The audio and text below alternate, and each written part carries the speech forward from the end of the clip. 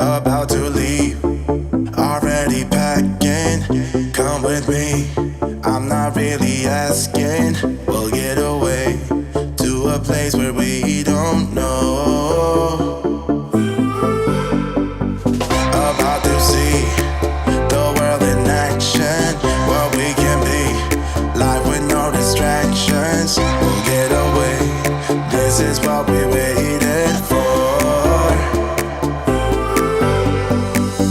Take my hand, we'll make it somehow. We can't miss out. I'm done living life with the lights out, die with my own doubts. Be free with me. Let's be free with me. Be free.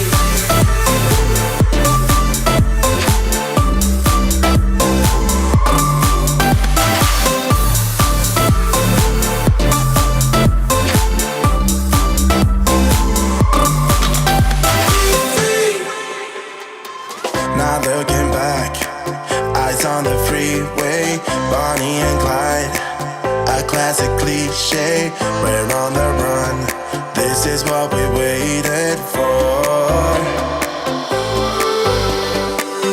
Take my hand, we'll make it somehow. We can't miss out.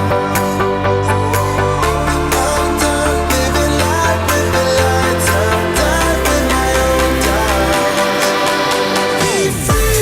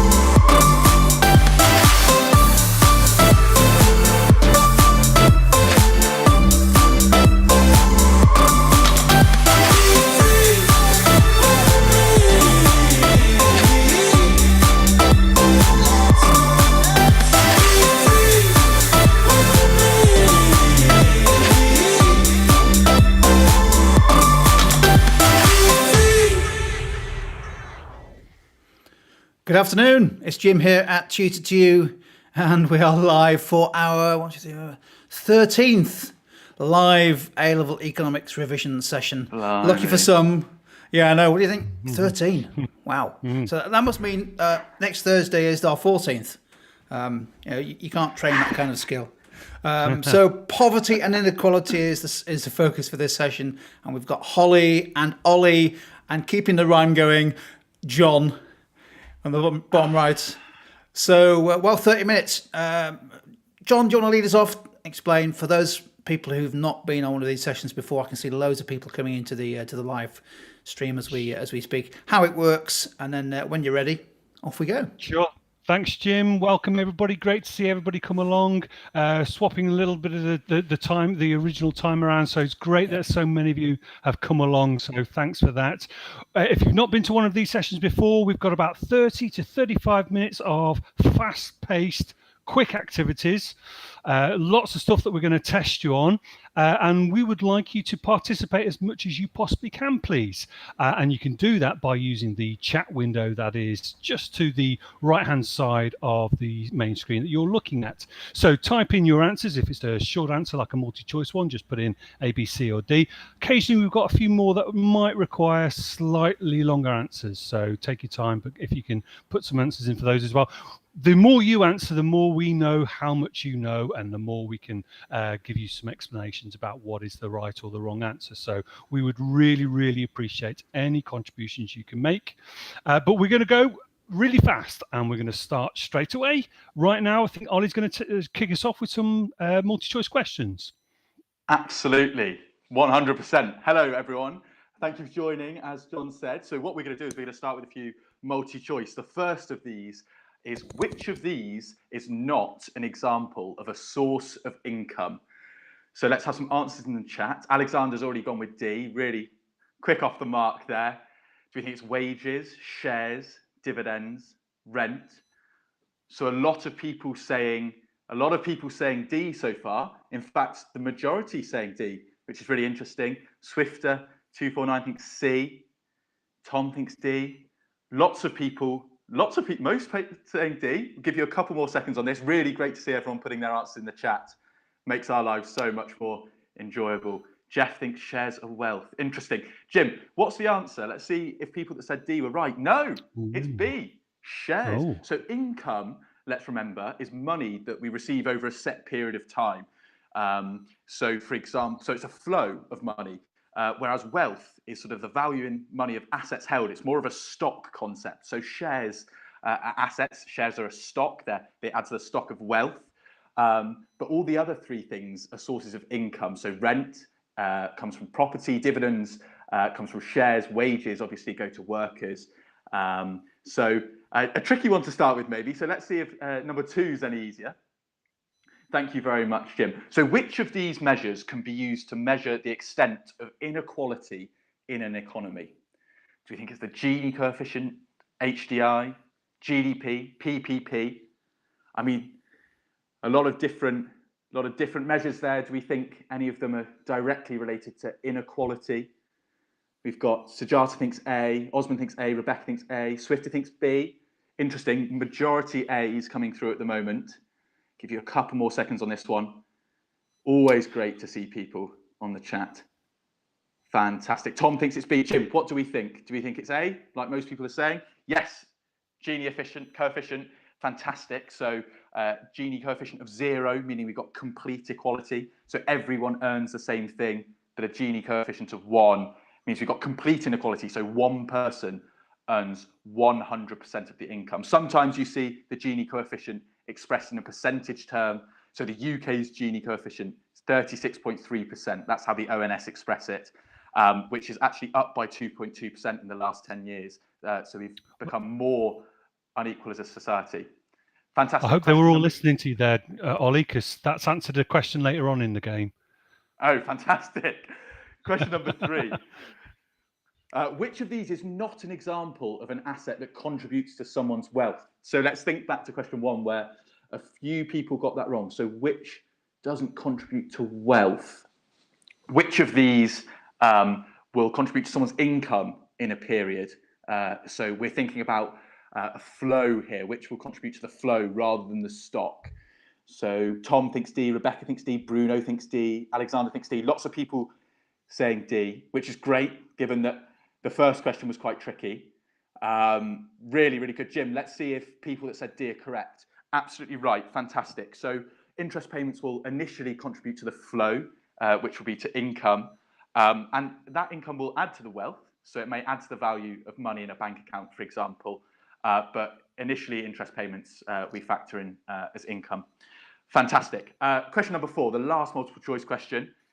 And then I'm handing over to John. So the market system may fail to distribute resources equitably because, is it A, ownership of factors of production is unequal, B, the profit motive gives people the incentive to work hard to improve their share of income, C, it promotes innovation because of the profit motive, or D, competition within the market system makes firms more efficient and more creative?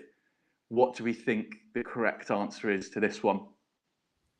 Rebecca thinks it's A, Sujata thinks it's A. Always very quick on the answers is Rebecca, well done. Seeing lots of A's coming in on the chat now. Fantastic. Give you a couple more seconds on this one. Quick fire MCQs. Good warm up to get into the rest of the session. A really jam-packed session we've got for you today, covering loads of stuff. Poverty and inequality often has questions directly related to it, but also can be brought in to evaluate lots of different points. So things like fiscal policies can be really great to bring in these ideas of inequality to evaluate some of those. So Jim, let's reveal the answer for question 4. Fantastic. So the ownership of factors of production is unequal. I think most people said A. So in the UK, the wealthiest 10% of households own 45% of the nation's wealth. So higher incomes, for example, from profits, rents, dividends, can lead to an unequal society because people, the distribution of resources of capital isn't equitable across society. Fantastic, really well done on those. John, I think I'm handing over to you. Thanks very much, Ollie. So we've got a series of questions, 4 questions for you, which we're calling confusing pairs. So it's all about how well you know the definitions of the phrases that we use when we're thinking about poverty and inequality. So on screen, you've got 2 key phrases, 2 key words on the left-hand side of the screen. And on the right-hand side, you've got some definitions. And it's simply a task for you of working out whether the definitions match the 2 phrases. So are they correct? Are they matching correctly? If you think that they are matching, then just say true. If you think that they should be swapped around, then say swap on the chat window. So we've got equality and equity, equality and equity. So talk about equality an awful lot in economics, but actually equity is an equally important term for us to use when we're discussing equality. So we're getting lots of swaps. Who's gone for swaps? Pavit, Hope, Marianne, Zane said false. By the way, I've been watching what you've been saying or your responses to all his questions. Brilliant to see so many people joining in here. I think everybody seems to have gone with swaps. So let's have a quick look. Jim, if we'll review whether that is correct or incorrect, it is right. We needed to swap. Well done to those of you who spotted that one. So equity is to do with fairness, whilst equality is all about making sure that you give people in exactly the same, treating people in exactly the same way, regardless of the position. Equity is about treating people fairly. So, for example, in the UK, we have a system whereby we tax wealthier people and redistribute that to poorer people through the benefit system. Okay, so equity. Second question for us, second confusing pair, is this the correct way around or is this slightly wrong? Income and wealth. Now have a look at those 2 there and make a decision about whether they are true, whether they should, that's true, then they're absolutely fine, or should they be swapped around? Now, I suspect that every single one of the fantastic students who are taking part today will get this absolutely right. The interesting thing about this one is this figured in our common mistakes version of these revision blasts because it's in teachers' top 20 misused pairs of phrases. So whilst I'm going to be confident that you're going to get this absolutely right, loads of students all the way around the country often get this wrong. Most of you, if not all of you so far, I said everybody will get this right. You've all gone with true. Is that correct? Are they the correct way around? Have we got income the correct way around here, Jim? They are the correct way around. So income is a flow of earnings from our factors of production, whilst wealth is the value of assets owned by households. Don't get that wrong in any assessment that you're about to do. Question number 3 then, third confusing pair for us. This time, relative and absolute poverty. Again, definitions of those 2, are they correct? Do they need to be swapped around? Are they correct or should they be swapped? What do you think here for relative and absolute poverty? We've got a couple more questions on poverty coming up later on, so I'll give a little bit of a talk about this in a second. What am I looking at here? Rebecca's gone with swap. Sujata's gone with swap. Vivek's gone with swap. I'm trying to catch these as quickly as they go through. Alexander's gone with swap. Are they the wrong way around? Let's have a look, please, Jim. Yes, they are the wrong way around. So absolute poverty is those people who don't have the adequate nutritional intake per day or have adequate shelter or clothing, whilst relative poverty is a level of household that's considerably lower than a median level of income within a country. So economists tend to use medians more than averages because when we're talking about whole populations, because then the top end figures don't get skewed as much. So the UK median, just to give you a bit of an example here, the UK median household income is £29,900. About 14 million people are below that level. So we've got 14 million people in the UK who might be classified as being relatively poor, and about 4.5 million of those are children. So that tells you something about the seriousness or the degree of the problem of relative poverty in the UK. If only Piers Morgan would stick to talking about these sort of things, he might have kept his job, mightn't he? Let's go on to number 4. Let's have a look at number 4. Right, this is the one that I indicated earlier on. You might have get this correct, even if you didn't know before, if you were listening carefully to Ollie before. are these the correct way around? So we've got Gini coefficient equals 1 and Gini coefficient equals 0. Are they the correct way around? Let's have a look, see what you think to this one. Like I say, if you were listening really careful to Ollie, he does have that kind of voice that you just want to listen to. So I'm sure you were. Most of you are going for swap. I don't know how many of you would have gone for swap if you hadn't been listening to Ollie. I suspect a good proportion of you. Let's have a look. Are they the right way around or the wrong way around? Absolutely. So remember that the Gini. Well done to you, Ollie. That's a brilliant example of how good teaching always leads to good outcomes. So thanks for that earlier on. So yeah, there we have it. So Gini coefficient of 0 means we have complete equality. Coefficient of 1 equals complete inequality. Ollie mentioned earlier on about the UK's Gini coefficient around about 0.34, something like that. Just a reminder, in the 70s and 80s in the UK, it was lower than 0.3. So inequality in the UK using the Gini coefficient as a measure has actually got worse. Okay, I think we're moving on to bubble quiz next with Holly. Thank you very much, John. We are onto the bubble quiz, which, as many of you all know, is my absolute favorite activity that we do on these revision blasts. It's really, really similar to a multiple choice. You get a question and answers, but the only difference is that the number of answers that are correct can range from 0, so you can have none of the answers are right, to all 4, when you can have all 4 of the answers being correct. So Jim, can we see our question, please?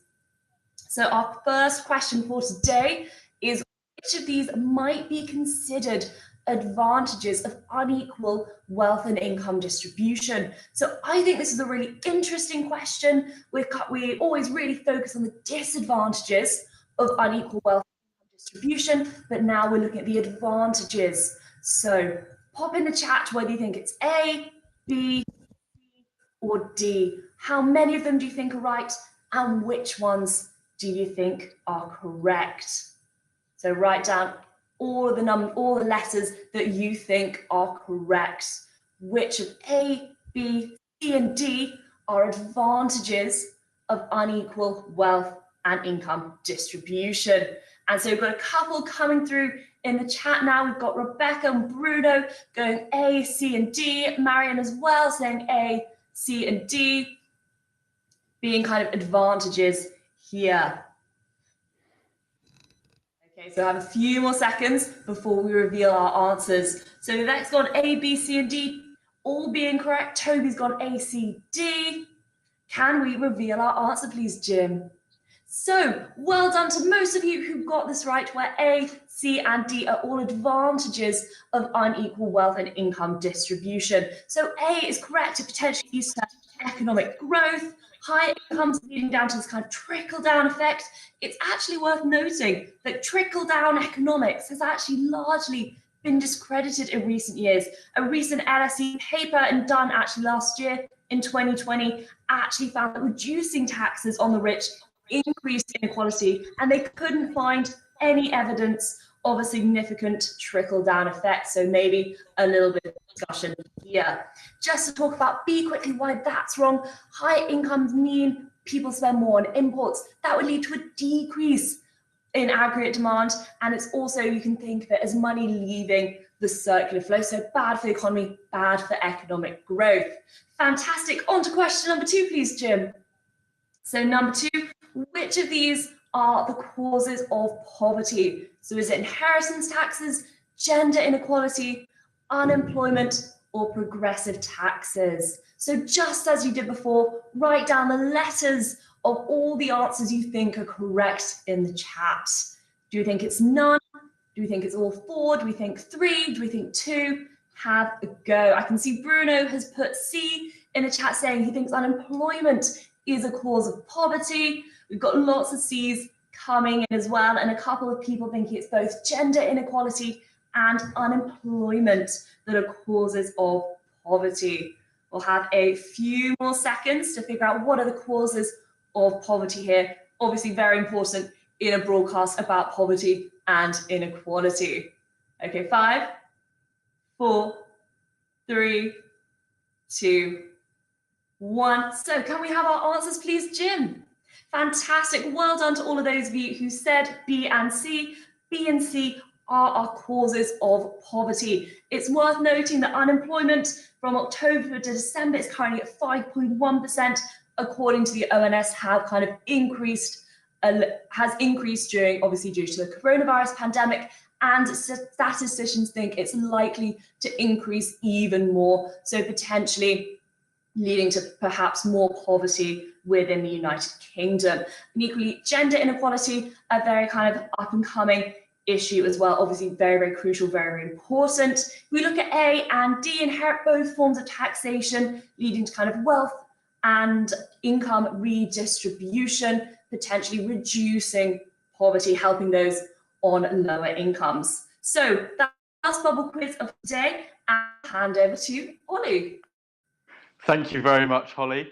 So what we're going to do now is we did a trapdoor, which reminds me a bit of the game show £1 Million Drop. So we'll see if Jim can maybe give us £1 million next week to play. Actually, on the session on Thursday, monetary policy, we'll see if we can get the Bank of England to create £1 million for us to play with this. But what I want you to do is you can imagine you've got £1 million and put them on the tiles which you think are consequences of extreme poverty on development. So there are 9 here. If you put in the chat the grid reference, so A1, B1, I wish, Jim, that I get paid £1 million. C1, for example, if you think it's natural disasters. So let's put it on the put some answers on the chat, the ones that you think are consequences of extreme poverty on development. So again, this is a really good link between poverty and development economics. The two are really sort of intertwined. So again, there's lots of crossover here, lots of synoptic links that you can make in your exam answers. So let's start to see some on the chat. Which of these do we think are consequences? I'll give you a clue. I think there are 5. So Tom thinks C3, limited access to technology. I think you might be onto something there, Tom. Which others do we think are consequences of extreme poverty on development? Vivek thinks A2, C3. Alexander thinks C1. Toby's gone for 5. Well done, Toby. B1, C1, B2, 3A, 3C. Very good. Max has gone for 5 as well. Very good, very good. Give you a few more seconds on the chat here. Maya thinks B1, B2. Last couple of seconds on this then. Marion's gone for 5 as well. Jim, should we see which the answers are then? Fantastic. So if you said B1, which lots of you did, well done. Low school enrollment, so that can lead to low literacy and education, which might end up leading to something like primary product dependency. You might have skill shortages. You might not have that many engineers or doctors, which might help you build infrastructure or keep a healthier workforce, which both things will have an impact on development. Natural disasters, well done for not saying C1. I think most of you didn't say C1. Natural disasters might be a cause of extreme poverty, but not a consequence of extreme poverty. So A2 and B2, lower life expectancy, low access to basic healthcare. So that might mean we have a smaller working population and potentially a less experienced workforce because there are a few older people. So that might harm our development. A3, threats to democracy and stable institutions. For example, that might lead to lack of property rights maybe, and people not wanting to invest, so lower flows of FDI. And the final correct answer, C3, limited access to technology. So the others, not correct. So I wonder how much of your £1 million you kept at the end. Maybe next week if you come back on Thursday session, you might win some, come away a lot richer. But that's the end of the trapdoor. Well done for that. I think I'm handing over to John. Am I? That's right, Ollie. Yes. Brilliant. If anybody's got any of their £1 million left, I would have a go at this question because I think if whatever you put your money on here, I'm pretty sure you're going to keep it or double it. It's the question involving Gini coefficients and Lorenz curves. You need to tell me which is the correct formula for the Gini coefficient using the diagram that's on the right hand side of the screen. Absolute classic question, as you'll see it so often. Sometimes you might see the A and B there replaced with that number, so you have to work out the correct answer. Do you know this one? It's one of those ones you either know or you don't know. Again, a classic one for students to get wrong. I'm having a quick look at the chat. Suggest's gone with B, Max has gone with B, Alexander's gone with B. Let's put them out of their misery, Jim. Is it B? Absolutely, yes, that's the one. Although, again, very interesting, the number of times you see students go with answer C there, or make the calculation using the formula that's in C, where they put the B on top of the formula. Question 2 uses the same set of curves, if you like, though, and this one's a little bit more, perhaps something that needs you to think a little bit more carefully. Looking at that diagram again, which of the Lorenz curves represents the countries with lower inequality? And I've just spotted there, I've spelt inequality wrong. Which of them has lower inequality? So which of them, A or B? And you should have thought about the names of the countries as well. So we've got A or B. What are we looking at here? We've got a mixture of answers this time. Now William has gone with double A, which often means somebody's more confident with their answers. So just a few more seconds, have a think about this one. Which of those lines, A or B, represents the country with the lower inequality? Yeah, we've definitely got a little bit of difference of opinion here. So whilst you may have definitely known the formula, don't necessarily know exactly where it leads you. Let's have a look at the answer. The answer is answer A. So those of you who went with that, well done to you. If you try and think about it mathematically, and if you think about the formula we used in the first question, the area between the line of equality and the line A is smaller than the area between the line of inequality and the line B. So a smaller figure for A on top would lead to a smaller overall figure when it comes to the Gini coefficient, and obviously the smaller the number, the more closer you are to equality. So it is answer A. Right, that's the last of the diagrams.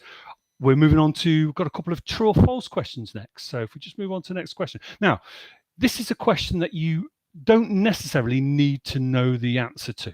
It's not one of those figures that you will necessarily have been given to by your teachers, although you might have seen it. So this is about you having to think about whether the question on screen looks around about fair or not. So it says the World Bank recently defined the new absolute poverty line as a percentage of the population of a country living on less than $1.90 per day at constant 2011 prices. Remember, when you see that phrase constant prices, it means it's been adjusted for inflation. The World Bank is that organization, remember, that loans or grants monies to governments of low and middle income countries. Does that sound right to you? Now, if you were to take $1.90, convert that to pounds today, that would be £1.38. So is it right that the definition of absolute poverty is £1.38 a day, or do you think it should be higher than £1.38? Do we know whether that's true or not? William again has gone with triple true. Most of you are going with true, so perhaps this is a number that you might have seen. Let's have a look at the answer then, Jim. Let's have a look, see whether that is true. It is indeed. It is absolutely true. Just think about that for a second. So you've got people around the world who are having to live on around about £1.38 a day. And above that, if they were earning £1.50 a day, they wouldn't be classified as absolutely poor. So just to give you some thoughts here, 680 or about 690 million people are living on $1.90 a day or less. Think about that. 690 million people. And 44% of the world's population live on less than $5.50 a day. So try and imagine what it must be like to live on $5.50 a day. Okay, next true or false question. I suspect you'll know this one quite easily. Income is more evenly distributed than wealth. Now, we could apply this question to the UK. We could apply it to the rest of the world, to the whole world. So it doesn't really matter who you apply it to. Do you believe that income is more unevenly distributed than wealth? What do we think? Let's have a look at what the chat is saying. Lots of falses coming in. Toby, they don't look as bad because there are not as many who will be in absolute poverty. I think that might have been in response to the question before, perhaps. Many of you going with false. So Tom has gone with true. It was interesting on that very first multi-choice question, was it a number of people who got the wrong answer just following what was coming up on the screen? Most of you going with false. So let's have a look. Let's see whether that is right. It is indeed false. So approximately 25% of the wealth in the UK is held by the richest 1% of the nation. So yes, income is more evenly distributed than wealth, if you want to reconfigure that question. Right, next 60-second challenge with Holly. I think that's what we've got on next. Fantastic, thank you very much. So we've got our 60-second challenge where you need to match up the policies that can be used to alleviate poverty. So these are on the left with their description. So how would we describe them? So if you want to type in the chat, kind of if you think A is state provision, type in A1 and so on. Are we ready to go with our 60 seconds, Jim? Let's take it away. Okay, so we've got 60 seconds. So looking through a couple of these, we've got a couple of kind of technical terms in there as well. So we've got positive externalities, which we've seen a lot of. So we're thinking stuff about kind of like merit goods, maybe education, maybe healthcare in there as well. We've got public goods. So these are goods that are non-excludable, non-rivalrous. Common examples include kind of street lighting and defense. So looking at the chat now, we've got some kind of answers coming in. So we've got A1, tax revenues, we think it's state provision. We've got 5B, so economic growth being paired with option number B, leading to lower unemployment. Got a few more seconds. Mariam's gone C3, so we've talked about progressive taxes. And then we've got B5 as well to finish up. So well done for having a go. It is a really, really tough one here. Rebecca's coming in with lots and lots of answers just now, saying with Toby, very well done. And Alex and Abigail, really, really well done. So Jim, can we see the answers, please? So I think lots of people got the first one right. So A2, so our tax revenues mostly from people on high incomes are transferred to those that need them, known as benefits. So some examples can be universal credit, which kind of encompasses job seekers allowance and low income support as well. Then we've got B5, so economic growth leading to lower unemployment and higher incomes, which in turn increasing government tax revenue. Very, very crucial in alleviating poverty here as well. Then number 3, progressive taxation. So this is what our marginal rate of tax increases with an individual's income. So some examples there, we can think about income tax, kind of our most common example, and we can think about corporation tax here as another example. With income tax, it's really interesting to look at the budget and see what kind of Rishi Sunak did. He didn't increase income tax, but he did freeze the kind of the tax ban. So maybe something to look there with fiscal drag, people moving into higher tax bands with inflation. So D, lots of technical terms here, positive externalities and public goods, and that is our state provisions. So state provision, providing public goods because they're not provided by the free market, and our positive externality goods, our merit goods, are under-provided by our free market. And last but not least, we've got the national minimum wage, helping those on the lowest income to maintain an acceptable standard of living by setting a wage rate above the equilibrium wage. Again, Rishi Sunak increasing it to £8.91 from April 2021, so you're eligible to get it next month, only if you're over 23. Fantastic, very good work there, everyone. On to the red herrings, please. We've got red herrings, so you're going to see 4 different things on the next slide. You've got to figure out which one is the odd one out and give a reason. Why is it the odd one out?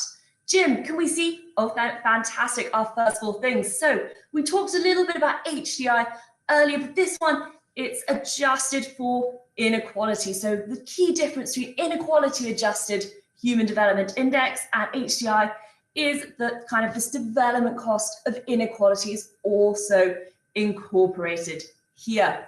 Then we've got our S80 to S20 quintile ratio, and this is the ratio of the richest 20% of the population to the average income of the poorest 20% of the population. We've got our Palmer ratio as well. So the ratio, kind of our richest 10% of the population divided by the poorest 40% share of our real national income. And last but not least, I think the one you might be a little bit more familiar with is GDP per capita. So our total GDP divided by the total population of the country that we're in. So we've got some answers appearing in the chat, so do have a go. Which one is the odd one out? We've got Toby saying A, he thinks inequality adjusted HDI is the odd one out. Everybody else, have a guess, have a go. And we've got Rebecca chiming in, good with a reason as well. We're saying Rebecca and Tom and Hope all saying D, saying, look, it's the odd one out because it's not a measure of inequality. Fantastic. So we've got lots of people saying D at the moment. Any other options? And remember, do give a reason. Why is it the odd one out? Okay, a few more moments. Maybe D because it's considering population. Do the others consider population? Maybe. Okay, 5, 4, 3, 2, 1. Jim, what's the answer? Which one is the odd one out? So lots of you were right. D is the odd one out, and lots of you again were also right. It's the only one that's not a measure of inequality. We've got inequality adjusted HDI, and B and C again, both other ways of measuring income inequality when compared to kind of a more traditional Gini coefficient. Fab. On to our next red herring, please, Jim. So we've got which of these 4 items is the odd one out again? So A, prevents the poorest from starting businesses. B, higher crime. C, disincentivizes people from claiming benefits. And D, potentially high absolute and relative poverty. So which one of these 4 is the odd one out? Pop it in the chat and try and come up with a reason, try and justify your answer as well. So we've talked a little bit about absolute and relative poverty today. So talking about that poverty line that the World Bank came up with a few years ago, and we've got our relative poverty as well. And that's kind of, remember, being defined in relation to the overall, the overall composition of your country's specific area, talking about how far you are below the median income. And actually the World Bank came out with kind of a very not interesting, but also kind of concerning statistic recently, saying global absolute poverty is expected to rise for the first time in over 20 years due to the COVID pandemic. So back to the question, we've got a couple of answers coming in on the chat. We've got a couple of people thinking A is the odd one out, B and C. So we've got a complete range, not really a consensus forming here. If it's a little bit tough to think what's the odd one out, try and think what links the other 3. Are B, C, and D all linked together? What's linking all these other ones? So we've got lots of C's coming in. The last standing saying C doesn't talk about poverty. And again, Tom saying, look, poverty would actually incentivize people to claim benefits. Yes, it would add into that as well. Okay, a few more seconds to have a go. Have a guess, try and come up with your answer. Okay, 5, 4, 3, 2, 1. Jim, can you reveal the answer, please? So lots of people with lots of good answers, but the answer here today is A, B, and C. We all link them. These are massive disadvantages of high income inequality. Part of the reason why it's one of the government's macroeconomic objectives to reduce income inequality is to avoid all of these things. They don't want higher crime, they don't want absolute and relative poverty, and they want everybody in society to be able to start a business. Okay, and I think we're going back to Ollie to wrap it up for today. Yes, we are. Thank you very much, Holly. I thought those red herrings were actually really quite tricky, especially the first one. It is great, though. I'm sure, Holly, you'd agree that it's really good to be able to have some sort of examples that aren't necessarily the one that everyone knows. So everyone thinks of Gini when they think of inequality, but it's really good to be able to use some other examples, especially in your evaluation. Show some really great knowledge. Fantastic. So can you crack the code? This is Jim's favorite activity. Jim has coded an algorithm in the YouTube chat that will try and find the correct code. So what I want you to do is rank these countries' Gini coefficients from highest to lowest. So from least equal to most equal. So there'll be a string of 6 letters. I'm not going to tell you the order. That's your job to find out. And if you put your guess in the chat, Jim's algorithm should reveal the code as soon as it sees the first correct answer. So 6 letters in the chat, the order to be determined by you. Swifter BCDEFA, so thinks that Sweden is the least equal. That's interesting. I wouldn't have necessarily said Sweden would be the least equal, but fair enough. Be interesting to see what other people think for this. Again, don't necessarily need to know all of these for your exam, and I will give you the actual Gini coefficients, but it's really great to be able to use them for context, to show some wider awareness and apply that in your answers.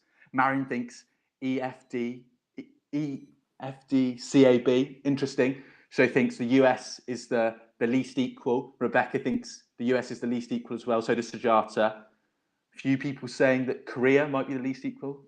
Charlie and Cams. Getting a real range of answers actually here. Very interesting. Give people a few more seconds on this. Feel free to have a couple of guesses. Obviously, we're looking for the right answer. Vivek, fantastic. I'll give you a clue. So the US close is that? Have we got one that's pretty close? Yeah. The US is correct. Vivek was pretty, so the US is the least equal. Tom, you've got the first 3 right, EAC, not necessarily in the correct order though. So maybe revise your first 3. You've also said A twice, Tom. So Korea is both the second least equal, but also the most equal, according to you, which I'm not quite sure that works. This is a really tough one, isn't it, John? Probably the longest one yet. Yeah, I'll give other people sure a few. So the most equal is the Czech Republic. That's F. So F is the final one. I think that would be quite a difficult one to get. We'll see. We'll see how much longer we'll give people. Toby, you've put the UK as both the 2nd and 5th. Maybe you're just doing that to annoy me. I don't know. Toby's so close. Pretty close. He said C twice, John, though. I know, that's it. If you just change one we've of got those. someone. Was it somebody. Rebecca?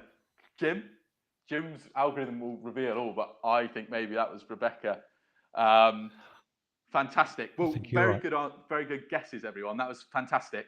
So the US is the least equal, has the highest Gini coefficient. So the top 20% of households in the US have increased their income share from 43% in 1968 to 52% in 2018. So the top 20% earn over half the income in the US, which is pretty scary. And it's got the highest inequality rate in the G7 in terms of Gini coefficients.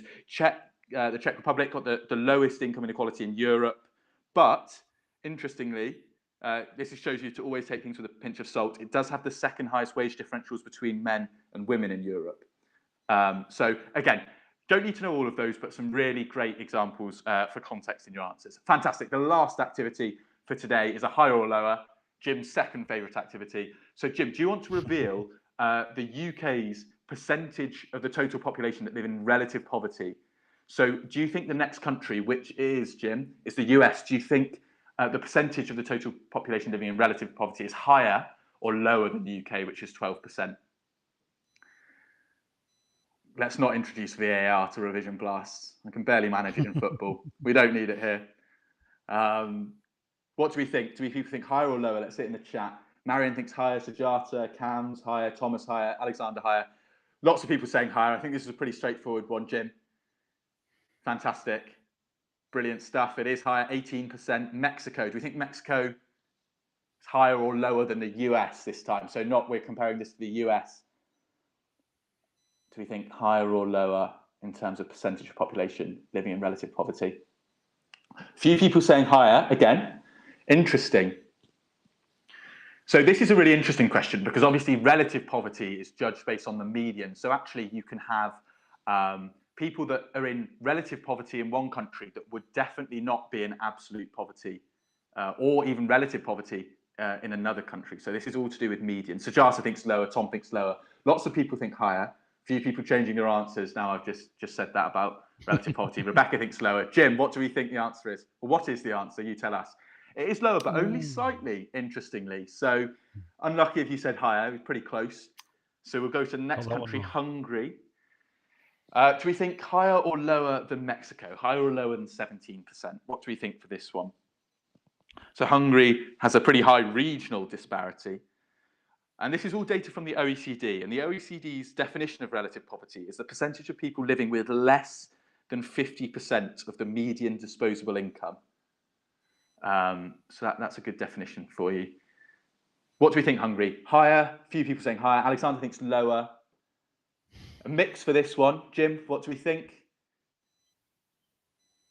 It is lower, quite significantly lower. So Hungary, although it has much lower, it does have quite high regional disparity, which is a good evaluative point. Iceland, the final one. What do we think for Iceland? Not the supermarket, the country. Do we think it's higher or lower than 8% compared to Hungary? Tom thinks it's lower. Cam thinks it's lower. Duncan thinks it's lower. Sujata, lower. Jim's obviously thinking a lot about his dinner by the looks of the chat. Chicken nuggets, interesting choice for tea. I think we're population size the same as Leicester. That's what I remember about Iceland. Oh, really? Yeah. What are you having for dinner, John? Something from Iceland. That's funny, isn't it? Are you? That's why Mum's go to Iceland. Lots of people saying lower.